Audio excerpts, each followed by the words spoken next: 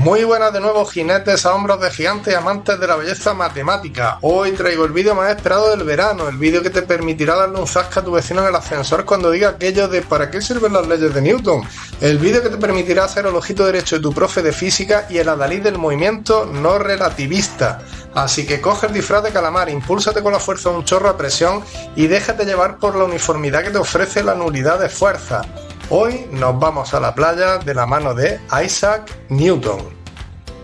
En 1687, Isaac Newton, influenciado por figuras como Aristóteles y Galileo y loco por no volver a escuchar más a su amigo Edmund Halley, el del cometa Halley, el que volveremos a ver desde la Tierra en el año 2061, loco por no volver a escuchar más a su amigo Edmund Halley, que tocaba a su puerta todas las noches a las 2 de la madrugada para decirle publica,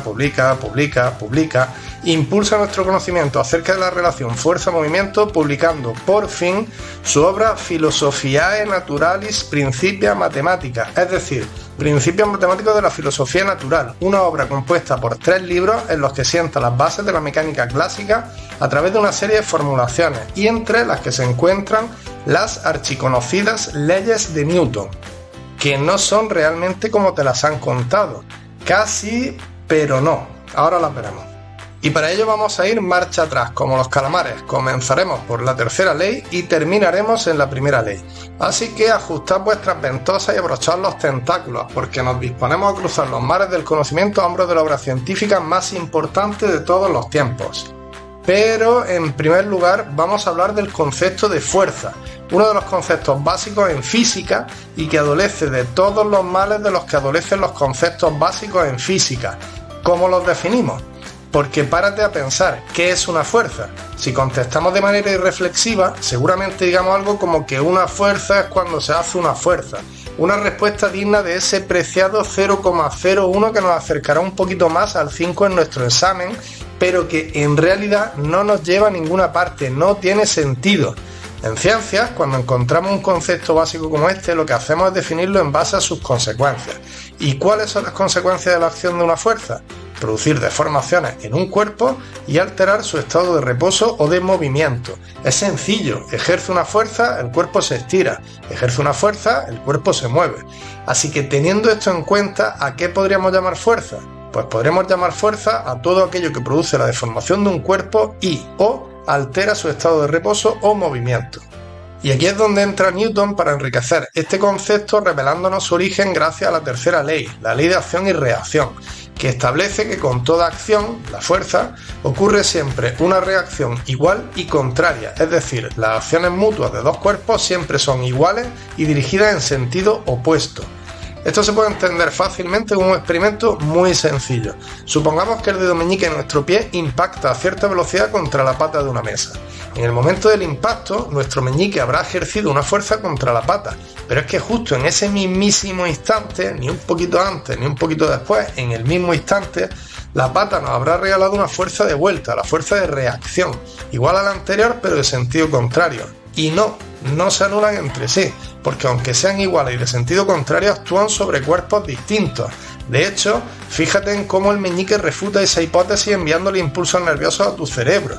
Fíjate en cómo la deformación producida por acción de la fuerza de reacción hace que el dolor siga ahí. Aprécialo bien antes de coger un poco de hielo y no pienses más en que las fuerzas se van a anular porque tienen sentidos contrarios. Actúan sobre cuerpos distintos. Y corre por el hielo. Por tanto, el origen de una fuerza se encuentra en la interacción entre dos cuerpos. No puede haber fuerza si no hay dos cuerpos interactuando, relacionándose entre sí, físicamente o por internet. Acción-reacción, la tercera ley. Para que haya fuerza tiene que haber dos cuerpos, como sucede con el calamar y el agua. El agua llena la cavidad del molusco y el cefalópodo la expulsa para salir a toda velocidad. Y es que la relación de amor entre ellos comienza cuando el calamar utiliza los músculos circulares del manto para ejercer una fuerza muy intensa y expulsar un chorro de agua a través de su sifón, haciendo así que el agua ejerza a su vez una fuerza sobre él y lo impulsa alejándose hasta alcanzar una velocidad de 30 km por hora.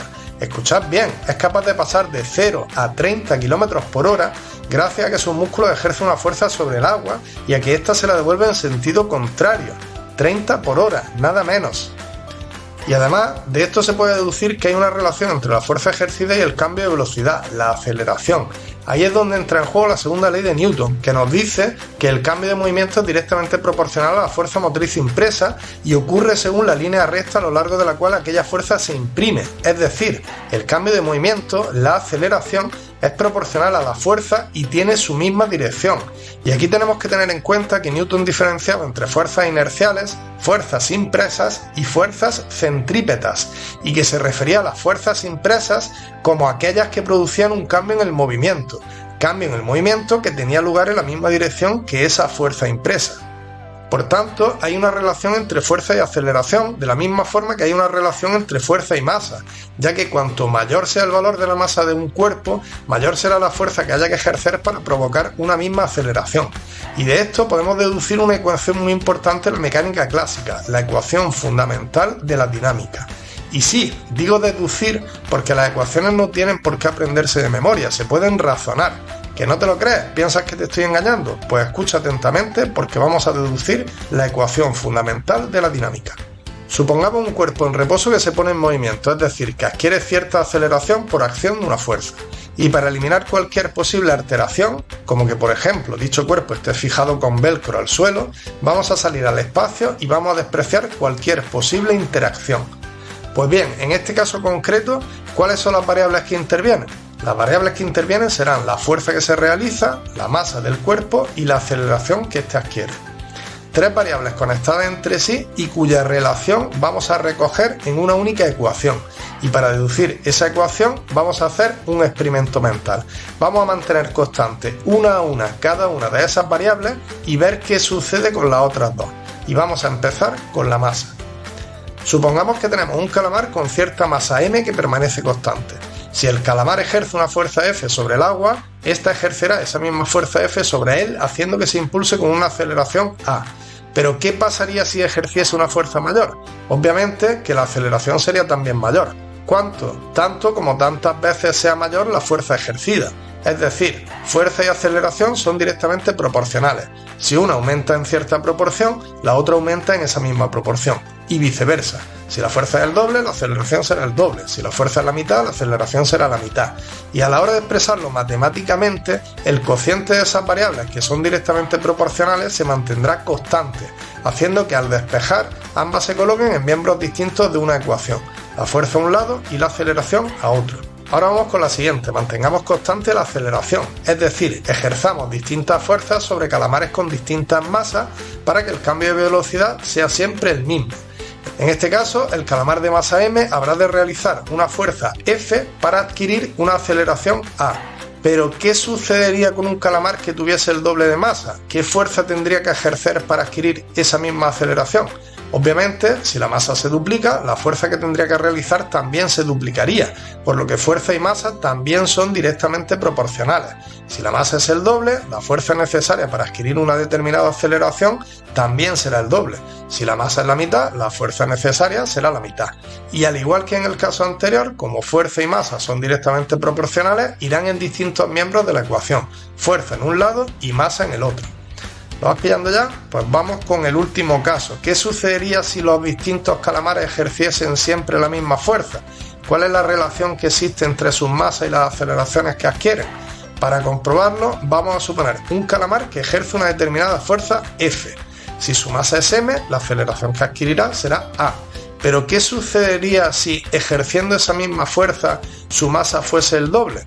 Pues sucedería que, obviamente, al ser mayor su masa, su aceleración sería menor, concretamente la mitad. Por tanto, en este caso, masa y aceleración son inversamente proporcionales, y lo que se mantiene constante no es el cociente entre estas variables, sino su producto. Cuando una se hace el doble, la otra se hace la mitad, y viceversa. Cuando una se hace la mitad, la otra se hace el doble. Por tanto, estarán en un mismo miembro de la ecuación. Así que si fuerza y masa están en distintos miembros de la ecuación, fuerza y aceleración están en distintos miembros de la ecuación, y masa y aceleración están en el mismo miembro de la ecuación, ¿cuál será esa ecuación? Exactement, mon chéri. F igual a m por A, la ecuación fundamental de la dinámica. Y vamos a terminar este vídeo dejando al calamar alejándose a 30 km por hora en el espacio, porque ¿qué sucedería si una vez expulsada el agua el calamar permaneciese en el espacio sin interactuar con otros cuerpos, sin que existiesen fuerzas? Pues que se mantendría a esa velocidad de 30 km por hora indefinidamente. Y eso es lo que dedujo Galileo y amplió Newton, teniendo en cuenta que sí que podrían existir fuerzas siempre y cuando la resultante de dichas fuerzas fuese nula. En ambos casos, si no existe fuerza o si la resultante es nula, el calamar mantendría su velocidad, teniendo en cuenta que si la velocidad fuese igual a cero, permanecería en reposo. Y bueno, esto es cierto en los límites clásicos, porque si bien el calamar se movería siempre a 30 km por hora, se alejaría de nosotros cada vez a mayor velocidad, ya que el espacio que hay entre él y nosotros se expande, haciendo que el calamar se vea cada vez más rápido desde la Tierra, de manera que pasado el tiempo necesario podría moverse a velocidades superiores a la luz. El calamar seguiría moviéndose a 30 km por hora, pero llegaría un momento en el que no podríamos verlo porque se alejaría a velocidades superiores a la luz de nosotros. Toma ya. Así que ya sabéis, si no queréis hacer el calamar y alejaros ad infinitum en el espacio vacío mientras vuestros líquidos internos hierven debido a la falta de presión externa, haced como Newton y aprended física. Será más fácil que podáis escapar de esa situación. Hasta la próxima.